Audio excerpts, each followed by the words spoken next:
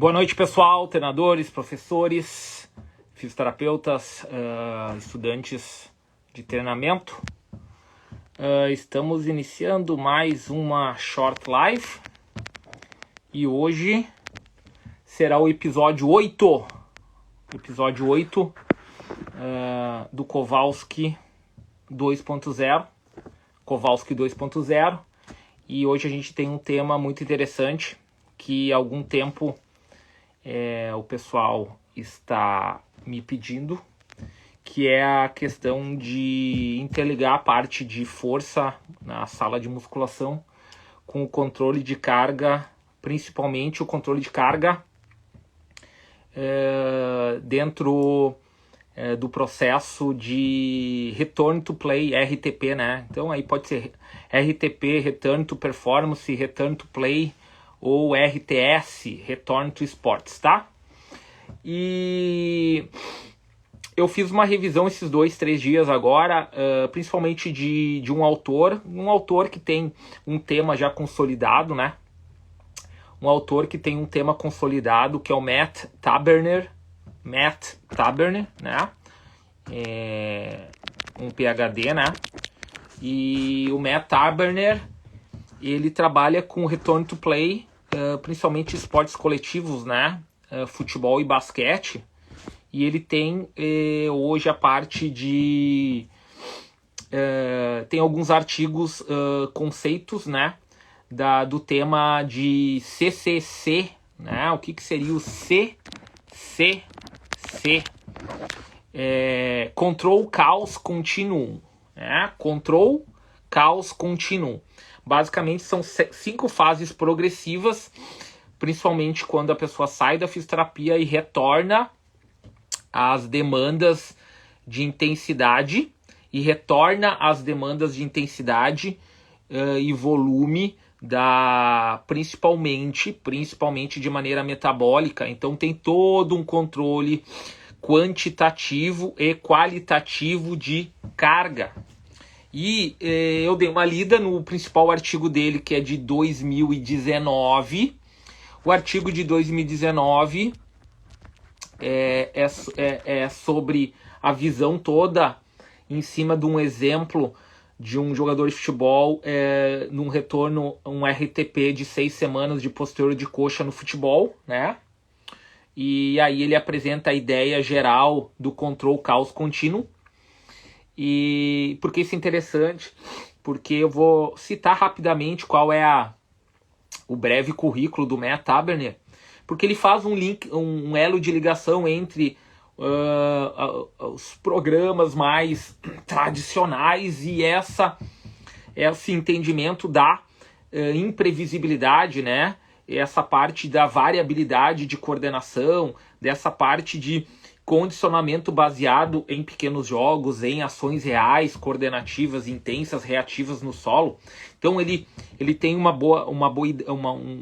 bom modelo. E o Matt Taberner, a maioria do que ele pesquisa está vinculado à Premier League. Então a gente com certeza tem esse modelo juntamente com outros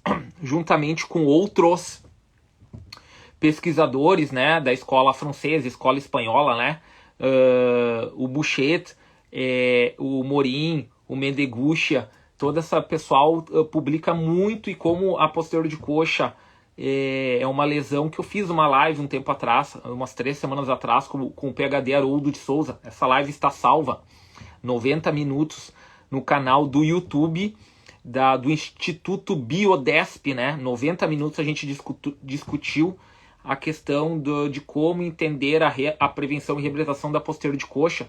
E a gente tem um número em torno ali de 40% a 50% das lesões de membros inferiores sendo acometidas nesse complexo posterior. Então, nada melhor do que nós falarmos sobre o control chaos continuum numa visão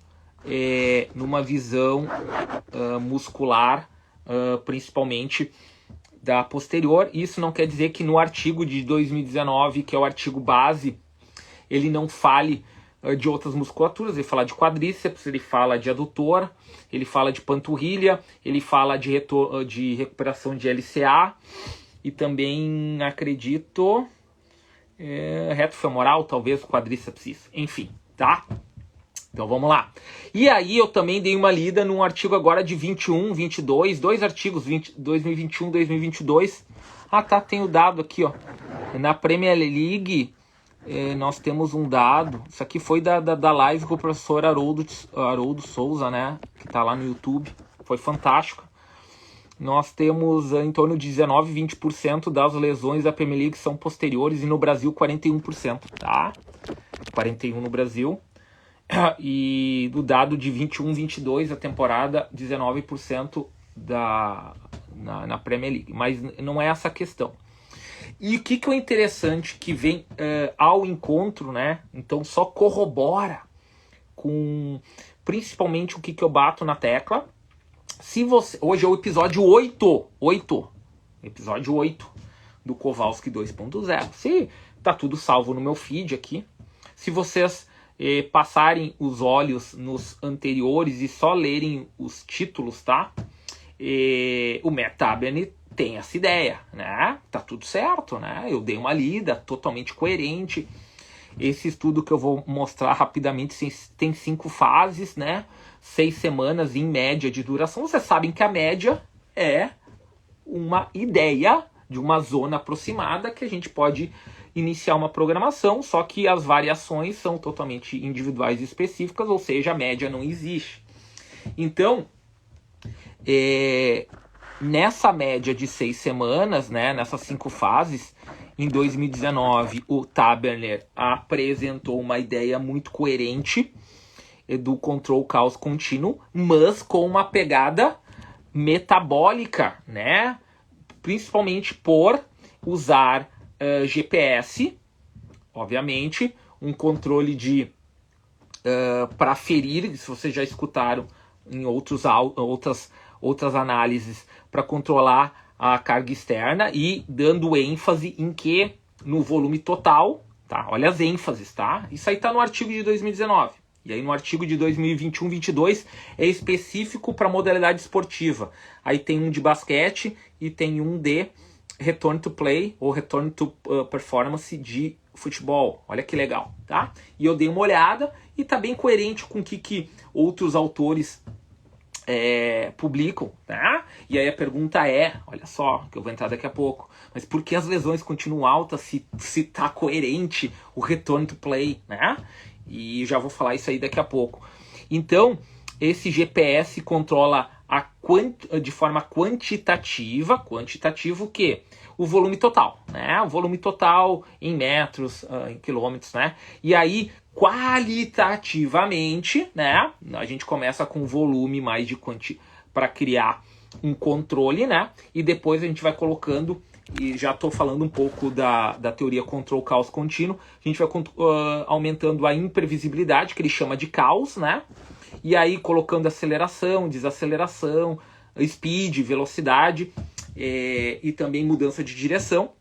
E aí a gente vai tendo os dados, nós vamos tendo os dados qualitativos, né? Os dados qualitativos. E aí tem o HSR, né? High Speed Running, que é acima de 5,5 metros por segundo. Aí nós temos sprints, né? Curtos, né? De acima de 7 metros por segundo. E as explosões de aceleração e desaceleração em torno de 2 a 4 metros por segundo.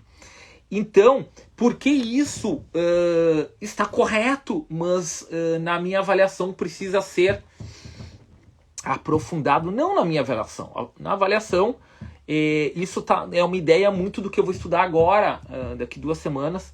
Eu vou estudar o ACWR com o Tim Gabbett, né, um australiano que está na Europa, nos Estados Unidos, dando curso, principalmente do modelo de training load, né, controle de carga, né, e ele tem o modelo ACWR, né, e vocês já escutaram em outros áudios eu comentando sobre isso, o modelo ACWR, que é Acute Chronic Workload Ratio, que é um controle de aumento de carga na semana, fazendo uma divisão pelo aumento pela média mensal e tendo um parâmetro para não aumentar drasticamente o volume semanal, mas porém gradativamente aumentando semana a semana para ter um acúmulo crônico de volume e gradativamente controlando as intensidades, saindo de uma ideia extensiva de uma certa intensidade até a realidade específica de alta intensidade. E aí, porque isso aqui é show, tá? E quando eu li, eu visualizei, olha, ele fez 5 fases que eu vou falar daqui a pouco, do control caos contínuo, e aí ele foi indo e ele colocou saindo do autocontrole numa fase 1 para o auto caos, né? Na fase 3, e aí fazendo progressões, e aí tudo isso com controle de GPS para monitorar total de volume, total de ações de velocidade linear, extensiva e intensiva, total de acelerações e sprints, né? E reatividades. Então, tudo isso dá para controlar com GPS. Porém, vamos voltar lá para quem foi um dos primeiros caras que falou sobre isso, que foi o Tim Gabbett lá em 2012, se eu não me engano. Então eu li mais de 20 artigos dele, do modelo de controle de carga dele, ACWR, ok. E ele mesmo atualmente fala o que, pessoal? O que ele fala? Fala, olha pessoal, é fundamental que nós atingimos um volume progressivo, crônico, elevado, porém gradativo. E esse gradativo, o que é o gradativo? Como é que eu vou saber? Nós vamos ter os controles de carga, né? E também controle de carga externo, né? Que seria esses dados. E as respostas fisiológicas internas, né? Os monitoramentos do PSE, de dado bioquímico de creatinoquinase, CK, de lactato também, uma certa variabilidade de frequência cardíaca e aqueles monitoramento de estresse, de sono, de dor muscular, enfim. Mas mesmo assim, nós temos um problema de diminuição das lesões, porque a intensidade do esporte e a imprevisibilidade está cada vez mais alta. E aí, o que é o interessante do Tim Gabbett? Ele mesmo, nos últimos artigos, porque o resto da comunidade internacional que estuda, principalmente na Europa e nos Estados Unidos, controle de carga, e principalmente o Marco Orá, o Franco Impellizieri, o Mathiesen, escola italiana, europeia e norueguesa, começou a falar, galera, atleta tem que tolerar intensidade e volume, atleta tem que ser resiliente ao treinamento, atleta não pode entrar na média baixa ou na mediocridade da adaptação. E para que isso ocorra, por quê? Porque um atleta precisa estar constantemente evoluindo nas suas capacidades. E é o que o próprio Tim Gabbett começou a falar. Olha, nós não podemos ter uma má preparação de pré-temporada. Todo atleta precisa de um baita treino de força neural e de parte específica de fôlego na pré-temporada, porque daí quando entrar nesse controle de carga real, ele vai ter uma tolerância específica.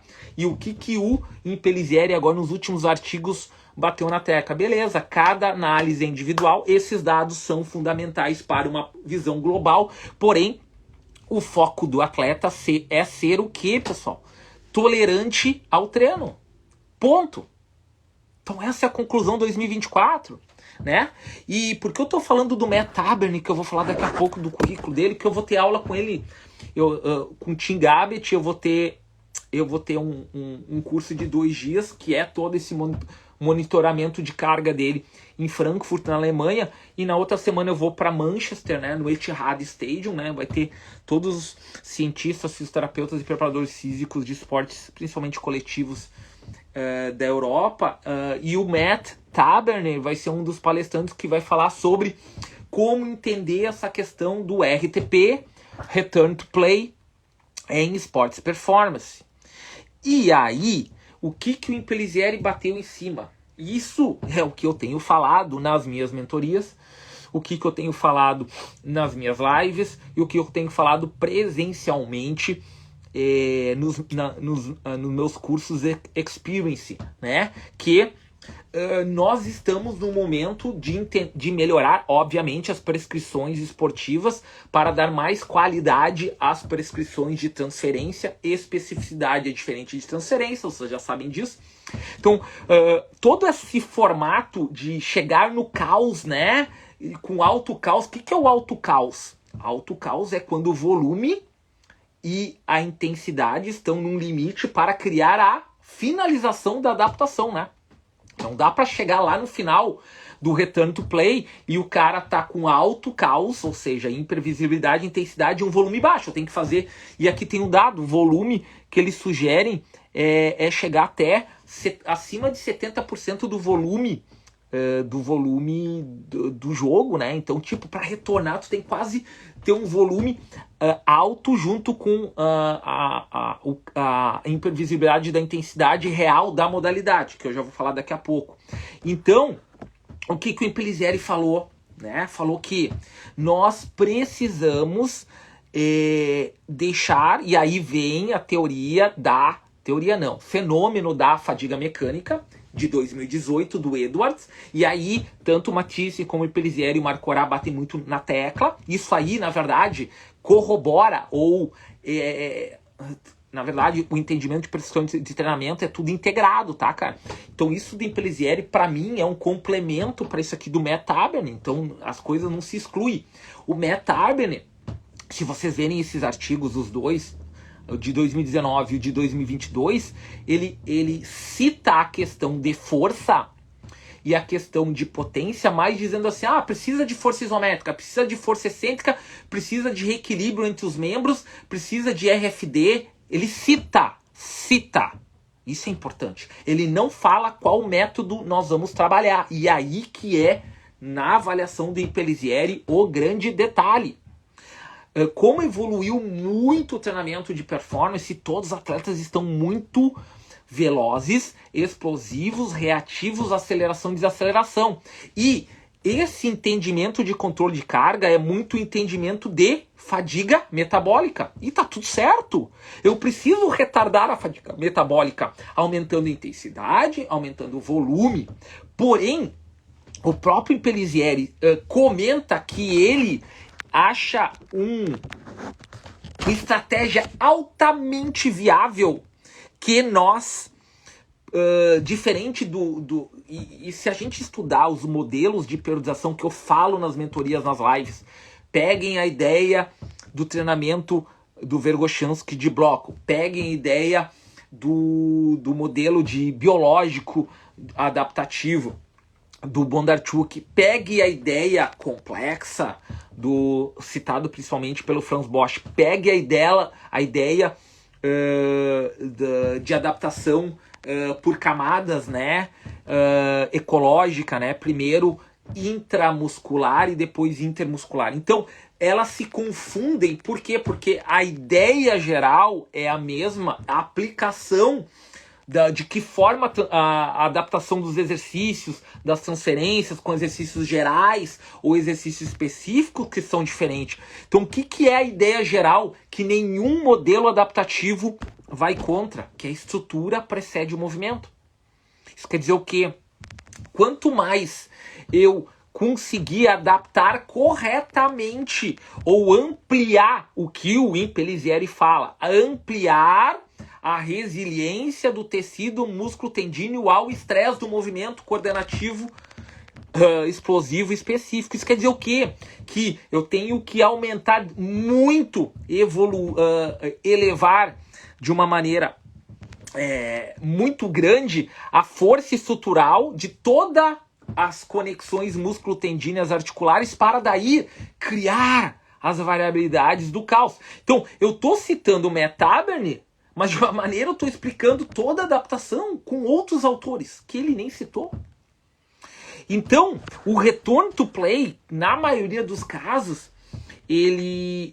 as recidivas de lesão, tirando casos específicos, ocorre não pelo erro de aplicação do controle de carga dos movimentos. Acredito que isso é muito bem feito pela maioria dos preparadores físicos de esportes performance, na maioria das modalidades. O problema é que a estrutura não suporta isso, principalmente pós-lesão. A gente sabe que as estruturas elas perdem capacidades estruturais e morfológicas e materiais de equivaler às suas forças. Por isso que nós temos testes lá dos membros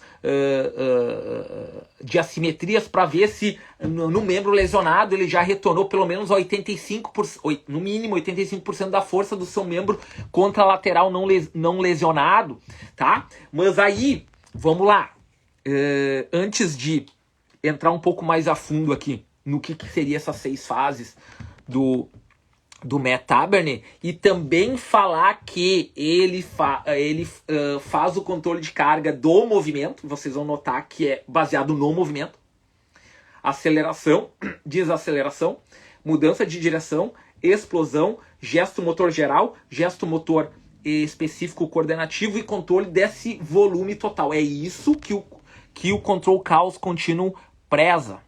E qual o histórico do Matt Taberner? Olha só. Ele é formado... Eu citei só algumas coisas que me chamam a atenção para ver que provavelmente muita gente usa esse conceito, né? Esse conceito. Ele se formou na Universidade John Moores, em Liverpool, na Inglaterra, né? Eu vou estar lá daqui 3 semanas. E ele trabalhou já... provavelmente por ele ser um PhD, ele trabalha na coordenação da preparação física ou no departamento de saúde, reabilitação, enfim, do Everton, Everton é de Liverpool, é um time da Premier League. Também trabalhou como coordenador ou um head coach de reabilitação do Orlando Magic na NBA. Olha que fantástico, por isso que ele tem alguns artigos para quem gosta de basquete, Return to Play.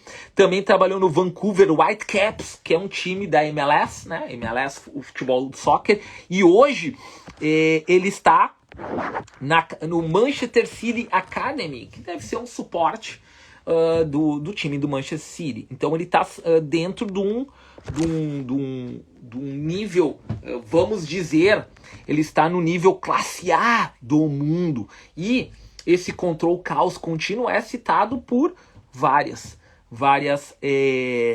literaturas, tá? E tu vê que o artigo original ali é de 2019, provavelmente ele já deve ter citado um pouco anteriormente, 2016, 2017, 2019, e outras correlações de equipes esportivas, principalmente eu achei de futebol e de basquete, porque ele trabalhou com isso, tá?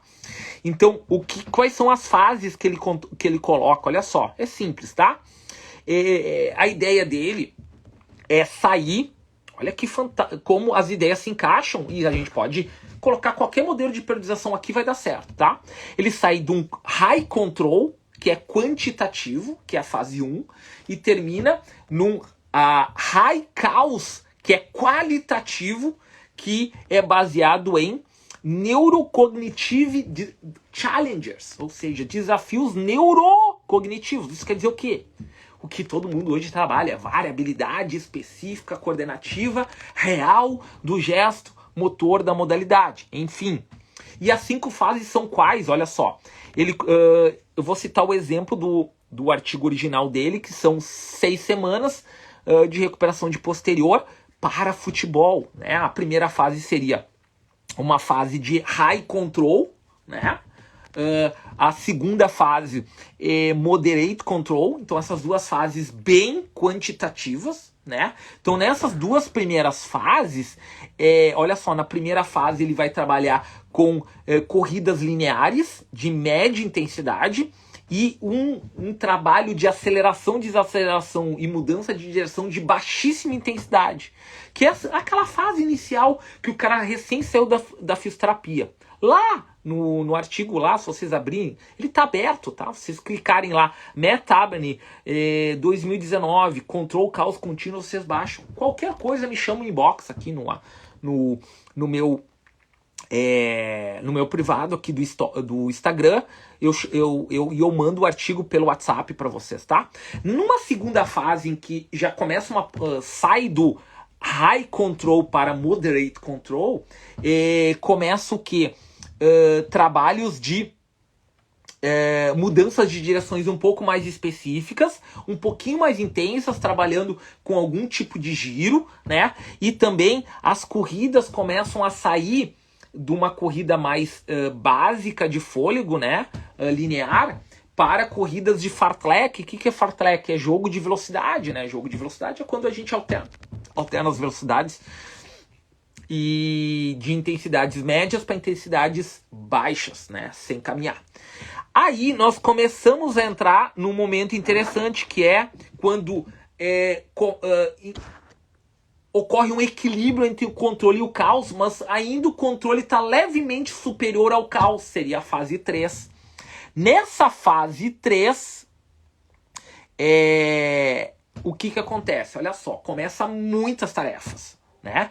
Então, na fase 3 é que aparece as questões de treinos de metabolismo de fôlego intensivos, extensivos, para criar base metabólica, e que começar a incorporar as mudanças de direções em todos os ângulos, né? Todos os graus de movimento, e que começa a se incluir o HSR, que é o High Speed Running, que seria acima de 5,5 metros por segundo, porém ainda perto de 70% do teu sprint de velocidade máximo. Então eu estou iniciando uma transição. O interessante, e que vocês vão notar, olha só, qual seria o trabalho linear, né, linear de fôlego, de endurance, né, intensivo, 1 a 2 minutos de duração. Ó, intensivo ainda não baixou de 1 minuto, não, tá? 1 a 2 minutos. E o extensivo 4 a 5 minutos, tá? Interessante. Aí, passando, né? Notem que a duração total seria desse estudo 6 semanas. Então, provavelmente essas 5 fases acaba tendo uma transição de algumas semanas, tá? Que não tem um número fixo. E na fase 4 a gente vai para o caos moderado, moderate caos. No moderate caos, o que acontece? Primeiro, o volume total dos minutos equivalente à duração de um evento específico, nesse caso futebol é 90 a 105 minutos, num jogo completo, já atinge que lá na fase 1 seria 0,35%, ou seja, 35% do volume total, agora já está de 55% a 70% do volume total. E aí, na fase 4, começam os sprints, né? Diferente do high speed running, que são corridas rápidas, acima de 5,5 metros por segundo, na fase 4, que eu começo o caos moderado, a imprevisibilidade, eu já vou largar os sprints acima de 7 metros por segundo. E aí o GPS vai dizer, tu precisa maior intensidade de aceleração. E aí começa a ficar interessante ter um monitoramento para visualizar que o cara está atingindo essa intensidade. Além disso, a parte intensiva e extensiva do metabolismo, né? Intensiva e extensiva, ela tem um detalhe interessante. A intensiva, que era na fase 3, 1 a 2 minutos, ela baixa para 20. Ela tem os 5 a 10 segundos, principalmente as acelerações curtas, 5 a 10 segundos, e ela tem os intensivos, os intervalados, intensivos de 20 a 45 segundos, e os extensivos, que é uma tolerância ao lactato, vai para 4 a 8 minutos. Então vocês notem que na fase 3 o extensivo era 4 a 5 minutos, e só agora ele foi para uma tolerância extrema de 4 a 8. E o que seria a fase 5? A fase final, né? A fase final, que seria o high caos, né? O high caos é quando toda essa intensidade de metabólica de intervalados intensivos, extensivos, acelerações curtas e high speed running, todas elas estão nas intensidades ideais, né? O atleta é exposto à crua e real realidade de aceleração e desaceleração e mudança de direção dentro de drills específicos da modalidade, e isso a maioria hoje nesse caso futebol e basquete fazem, né? Que são situações reais, né? Em pequenos grupos ou em situação real, né? De jogo, né? Seria a fase 5, tá? Aí, o que é interessante, que neste momento, o volume total que ele é exposto passa de 70%, é recomendado que passe de 70% do volume total do jogo real. Então, notem que no High Caos fase 5, nós temos que o cara está finalizando a sua preparação. Nós estamos coincidindo alto volume e alta intensidade, né? E aí que entra o que eu quero comentar, né? Para finalizar a nossa live de hoje. Eu acho que a gente já tá meia hora, tá? Até escrevi aqui uns detalhes. Tá pronto, faltou só isso aqui, olha só. Se for notar, o autor em esportes coletivos, ele coloca, isso vem totalmente ao encontro do que eu acredito e o que eu tenho estudado com o Pellizieri também, dos artigos dele. Nós temos o seguinte, ó. Quando nós estamos no caos moderado, olha só, nós estamos na reta final, tá? Vamos pegar fase 4 e fase 5. O que acontece na fase 4 e na fase 5? Até a fase 1, 2 e 3 é tudo tranquilo, na minha avaliação, né? Fase 1, fase 2 está totalmente controlado. Fase 3 eu começo a colocar um pouco de intensidade, de fôlego, de reatividade, mas tudo controlado e não está ainda exposto à realidade do jogo a 100% da intensidade e risco de imprevisibilidade. Então o autor coloca que na fase moderada do caos, fase 4, eu ainda tenho o risco de re-injury, ou seja, relesão, maior que a nova tolerância ao risco de lesão. Então, o meu risco está maior que a tolerância, porque eu estou na fase 4, porque eu ainda não cheguei num equilíbrio de intensidade real com volume perto do que ele vai suportar no evento. Olha que fantástico.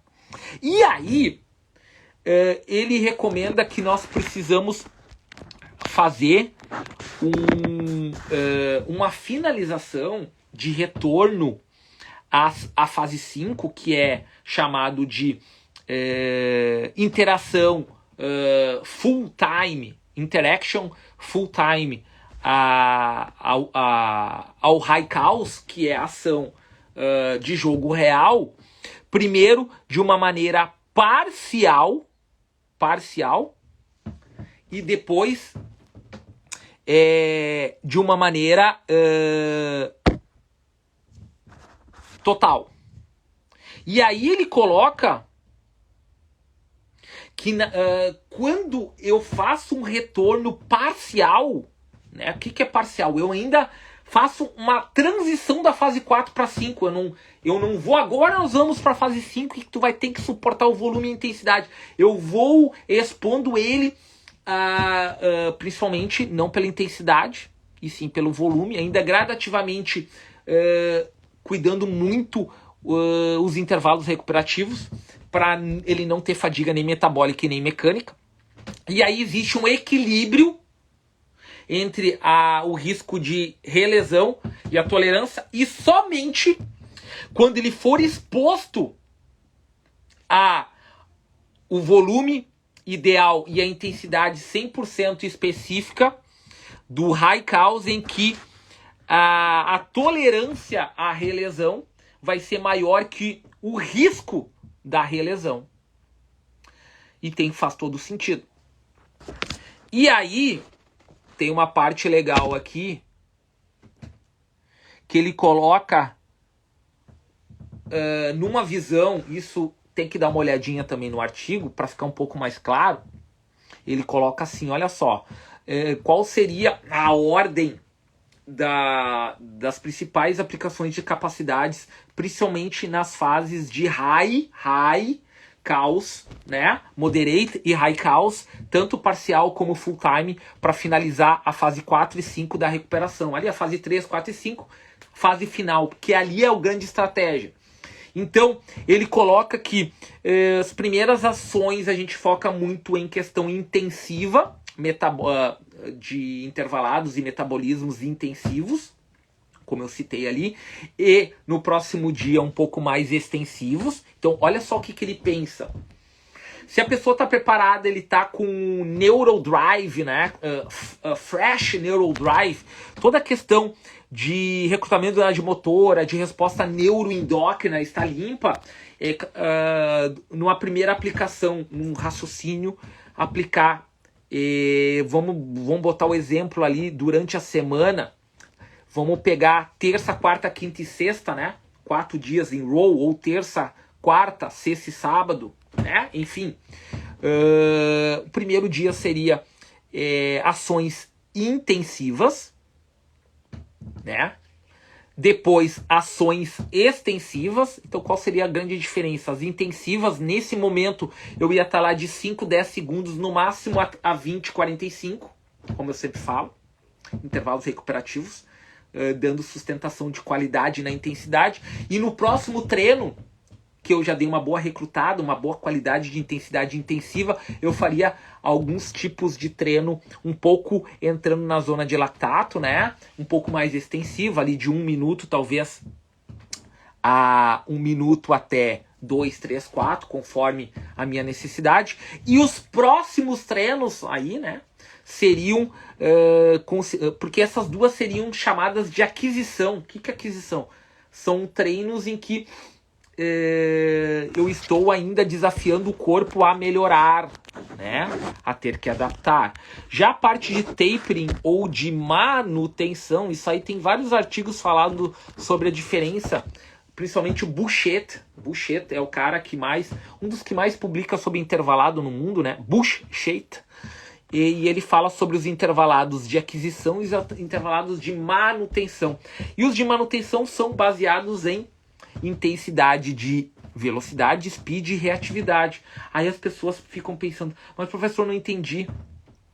Como é que eu vou treinar a parte de aquisição de forma metabólica, intensiva e extensiva, sendo que a velocidade e a reatividade são, entre aspas, mais intensas ainda, batendo o pé no solo, porque elas ficam no final. Por quê? Porque eu vou criar um suporte metabólico, respiratório, de eficiência metabólica, de retardo da fadiga metabólica, principalmente com mitocôndrias e remoção de lactato, nos 2 primeiros treinos. E aí, quando eu fizer reatividade e velocidade, é tudo coisa que não passa de 10 segundos, né? De 5 a 10 segundos. E aí tem tudo que a gente usa, a grande aceleração, desaceleração e uso do ground force reaction, a força do solo para reatividade. E vocês podem notar que essa parte de velocidade e reatividade até 10 segundos e com intervalos recuperativos coerentes, como eu sempre falo, o sistema energético ele dá suporte perfeito e específico para grandes volumes de treinamento, mantendo a pessoa longe da fadiga. E se vocês forem notar, saiu agora uns artigos sobre até foi publicado essa semana, o pessoal colocando ali quando equipes têm jogos de domingo a domingo durante a semana, principalmente nos 2, 3 dias antes do novo jogo, né? O que se trabalha, né? Bastante velocidade, aceleração curta e reatividade, principalmente porque ela não vai passar de 10 segundos, e vocês já sabem que até 10 segundos a minha chance de ter microlesões para um atleta resiliente ao treinamento, muito bem treinado, é mínimo, né? Porque o atleta tem que suportar isso. E para finalizar, né?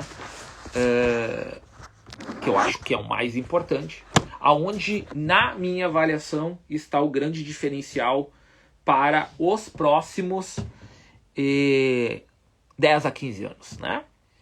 Eu fiquei muito feliz, e por isso que eu estou fazendo essa live também, que eu venho, vocês que me acompanham na rede social, aqui no Instagram, no Stories, nos meus cursos, no YouTube, notam que eu comento muito sobre mecanotendução na reabilitação, no tendão, né? Graças a Deus isso já está consolidado, né? Mecanotendução para reabilitação. Eu falo muito de mecanotendução como alternativa limpa para hipertrofia, né? Contribuindo com as outras formas de gerar hipertrofia, lesão tecidual e estresse metabólico. Porém, a mecanotendução ela tem duas grandes formas, né, de aplicação: as ações excêntricas e as ações isométricas. E eu sou um cara que estudei muito tempo ação excêntrica, ministrei cursos de 3 dias presencial sobre ação excêntrica, e um tempo pra cá estou estudando bastante ação isométrica. Porque eu estudo ação isométrica? Porque eu vi o benefício agudo da ação isométrica comparado ao benefício crônico da ação excêntrica. Gravem essas duas palavras. Crônico é que vai demorar para ficar pronto para ser usado. Agudo é o que, de uma forma bem rápida, eu fico apto a usar. E, diferente do que a maioria das pessoas acham, quando eu falo sobre treino de ação excêntrica, todo curso que eu falo de ação excêntrica, eu começo explicando ação isométrica, mas não é uma aula, são várias aulas. Por quê? Eu só consigo mostrar para vocês que o sistema dinâmico complexo, que o atletismo, que a prevenção de lesão, que a otimização de performance, que a reatividade, que a pliometria, que o músculo slack, ou a palavra que você queira usar para força explosiva, reativa, coordenativa, ela só existe, né, devido ao comportamento isométrico da musculatura para oportunizar que o tendão acumule energia elástica passiva, e dessa forma eu consigo ser econômico e eficiente, ou seja, durar mais, retardando a fadiga mecânica e, obviamente, contribuindo para o retardo da fadiga metabólica. E por que eu fiz toda essa questão, toda essa contextualização? Porque, pessoal, olha só, agora é a grande finalização. E a galera não está... desculpe, fiquei feliz essa semana, porque vários PhDs, e vários eu citei aqui no meu feed, podem olhar aqui abaixo, tá tudo salvo, né? Eu não tenho problema nenhum de citar outros pesquisadores, né? Principalmente PhDs que já têm bastante credibilidade no mercado, né? E eram caras que falam muito sobre treino excêntrico, né? E tá tudo certo, porque existe adaptação excêntrica. Ela é a máxima mecanotendução. Ela oportuniza que uma fibra ganhe tolerância ao estiramento, que ela faça sarcomerogênese, deixa a fibra mais comprida, e por isso ela fica mais explosiva e mais reativa. E aí, os últimos estudos dessas aplicações falam que, olha, deve levar 4, 6, talvez 8 semanas para começar a adaptação do treino excêntrico. Vou repetir. Os próprios artigos que defendem a ação excêntrica para mecanotendução, para performance, está tudo certo, dizem que leva 4, 6 a 8 semanas para criar adaptação. Qual a pergunta? Eu tenho esse tempo? Imagina tu ali trabalhando com esporte profissional, e aí tu vai chegar, olha, nós vamos fazer uma adaptação excêntrica perfeita, vamos deixar o cara mais potente, mais resiliente, porém, olha só, eu preciso de 6 semanas para fazer isso. Pagando salário, né? Com a imprensa, com a pressão da torcida, né? Não existe isso. E aí o que acontece? Se eu errar a dose da ação excêntrica e ele tá com esse volume metabólico de aceleração, desaceleração, velocidade, explosão, com a musculatura em processo de adaptação, eu perco o equilíbrio músculo-tendíneo de energia elástica do tendão, e o que acontece? Um risco de lesão muscular. Essa é uma das hipóteses. Na minha avaliação, é a principal. Essa hipótese, ela está sendo debatida principalmente pelo sistema dinâmico complexo, mas tem outros pesquisadores que não citam o sistema dinâmico complexo, porém falam, olha, que a estrutura precede o movimento. E o que é interessante? Eu falei para não fazer treino excêntrico? Eu não disse isso. Eu falei que a avaliação da adaptação excêntrica, ela é o quê? Ela vai ocorrer de maneira crônica. Mas, professor, então o que eu faço para ter mecanotransdução? Aí a gente tem as várias formas de aplicar força neural dinâmica. E aí tem formas de maximizar a mecanotransdução para o tendão. E o tendão adora a mecanotransdução em isometria. Isso já está bem consolidado. Então é uma forma. Então se o tendão gosta, provavelmente eu também estou adaptando a musculatura, né? Hoje eu postei no Stories novamente falando que o tendão ele é híbrido e ele é a recuperação comparada ao osso e à musculatura dos três. Ó. Pega em osso, músculo e tendão. O tendão é a mais lenta de todas. Mas professor, meu tendão é forte, mesmo ele não ajudando no movimento, eu aguento. A questão é quando o tendão está disfuncional. Disfuncional, né? Se o meu tendão estiver disfuncional, sabe o que acontece? Eu fico ineficiente na transferência de força.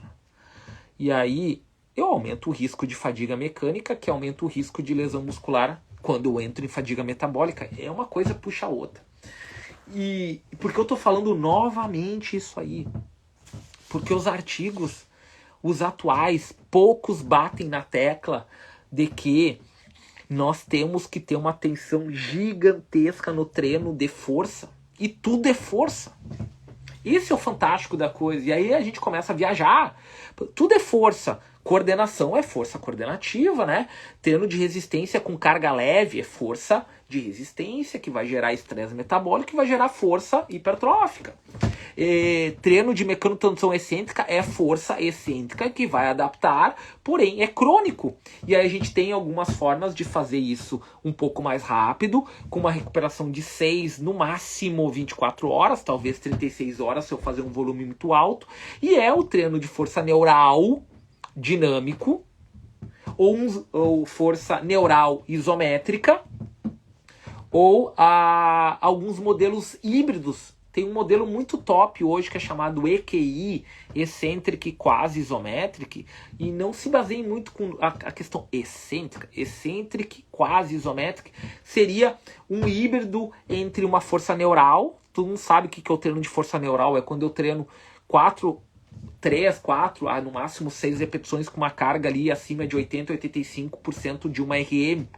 E normalmente são ações concêntricas, excêntricas, controladas, de 2, 3 segundos excêntrico e 1 a 2 segundos concêntrico, com intenção de mexer o peso, que hoje podem ser substituídas por isometrias em comprimento ótimo, ou também podem ser estimuladas com um método chamado EQI, que seria a mesma carga ali perto da mecanotransdução de 80% a 85%.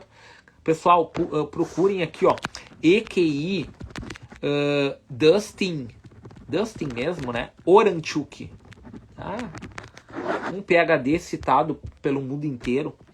E ele tem todas as bases, tem 2 artigos de revisão fantástico explicando a aplicabilidade do excêntrico quase isométrico, mas só para passar.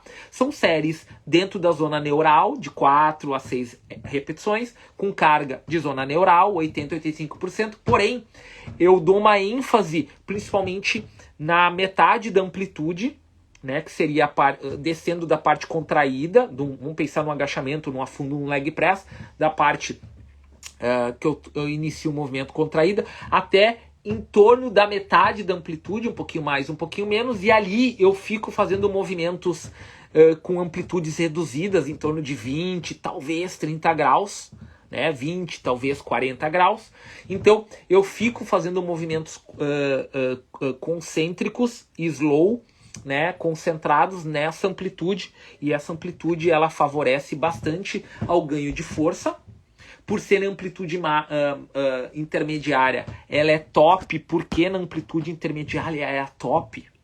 Porque ela é algo muito parecido com a isometria em comprimento ótimo, só que aí eu estou tendo um movimento, né? E esse movimento, ele tem uma exigência, porque o que é isometria? e o excêntrico. O excêntrico e a isometria são irmãos, nem primos são. Eu falava que era primo, são irmãos. Então a ação excêntrica é quando eu perco a capacidade de sustentar em isometria. Então quando eu estou fazendo o excêntrico e quase isométrica na metade da amplitude, né, com uma movimentação parcial, não indo para porção mais alongada, porque ali vai arrebentar a fibra, eu estou estimulando força, mecanotendução, agente hipertrófico e também um bom controle de movimento, de desaceleração e uma conexão do tendão com a musculatura. Por que eu falei isso para finalizar? Pessoal, porque a estrutura precede o movimento. Porque o retorno to play de 6 semanas ou de 8 tá fantástico no controle de carga e nas ações metabólicas. Tá fantástico. Porém, nós precisamos entender que por mais que a gente controle quantitativamente o controle inicial e qualitativamente o caos final, o que vai acontecer? Eu preciso ter a noção que eu tenho que aumentar de maneira gradativa e até agressiva a força estrutural músculo-tendínea. Isso não vai acontecer com treinos moderados na sala de musculação. Não vai acontecer com treinos de hipertrofia tradicional. O que o pessoal está batendo na tecla hoje, que precisa ter uma atenção muito forte, e algumas modalidades coletivas já sabem disso, né? Outras ainda estão se adaptando a esse entendimento. E a gente precisa entender o conceito de mecanotendução. Nós precisamos melhorar o entendimento do que é ação isométrica, o que é ação excêntrica, de que forma eu combino isso com ações concêntricas neurais ou concêntricas reativas. Isso tudo na sala de musculação. E aí eu vou complementar com esse controle de movimento, né? De ações de lineares, de mudança de direção, intensivas, extensivas, em movimentos gerais e específicos da modalidade, que seria o control caos contínuo do Matt Taberner. Beleza? Então, essa foi o nosso episódio 8 do Kowalski 2.0 até o episódio 9. Provavelmente o episódio 9 eu vou fazer da Europa para vocês. Vai ser fantástico. Eu vou já visualizar qual tema eu vou abordar dentro da continuidade de raciocínio. Mas essa parte de como agora a gente precisa sair das ideias fragmentadas, né, e entender de uma maneira global o planejamento. Principalmente nos 3 objetivos que nós temos, né? Todo mundo atende. Lesão e prevenção, recuperação, otimização de performance, planejamento, amador ou profissional, e também qualidade de vida, estética, hipertrofia, emagrecimento, tônus muscular e bem-estar. Beleza? Valeu, abraço a todos e até o episódio 9.